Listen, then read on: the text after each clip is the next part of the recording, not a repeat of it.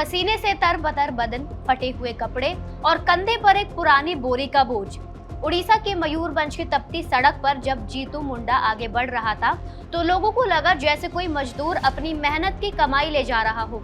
लेकिन उस बोरी में अनाज नहीं था, बल्कि 2 महीने पहले दफनाई गई उसकी सगी बहन का कंकाल था।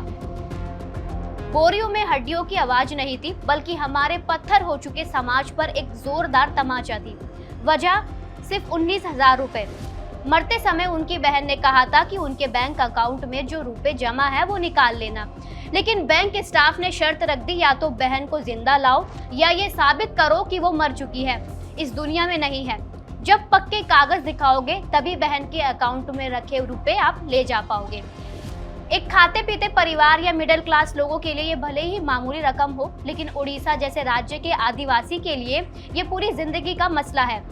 बहरहाल जीतू के शरीर में दिहाड़ी छोड़कर बैंकों और सिस्टम के चक्कर काटने की ताकत नहीं बची थी, और दफनाई जा चुकी बहन को मरा हुआ साबित करना उसके बूते के बाहर था।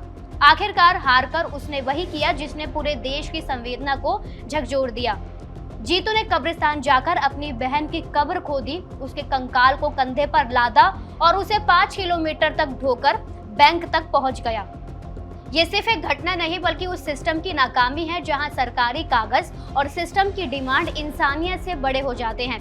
एक तरफ चमकता हुआ भारत है, डिजिटल इंडिया, करोड़ों की डील, बैंकों के अरबों रुपए गबन करने विदेश भागे लोग, और दूसरी तरफ ऐसा भारत है जहां जीतू जैसी सीधा साधा आदिवासी इंसान डेथ सर्टिफिकेट भी नहीं जुटा पाता। ये वीडियो वायरल होने के बाद आखिरकार सिस्टम झुका। जीतू मुंडा को उनकी बहन के खाते में उन्हें कानूनी वारिस मानते हुए जमा 19,300 रुपए की पूरी रकम ट्रांसफर कर दी गई। और सिर्फ इतना ही नहीं, जिला प्रशासन ने, रेड क्रॉस ने मिलकर उन्हें 30,000 रुपए की अतिरिक्त मदद भी दी। ये सिर्फ जीतू मुंडा की कहानी नहीं, बल्कि उन लाखों लोगों की रोजमर्रा की मुसीबत है जो आज भी बैंकों और सरकारी दफ्तरों में पिस रहे हैं।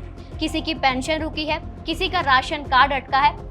सवाल यही है, क्या हम इस घटना को भी कुछ दिनों में भूल जाएंगे, या फिर अगली बार किसी और बेबस जीतू को ऐसा कदम उठाना पड़ेगा? आप क्या सोचते हैं? कमेंट्स में जरूर बताइए।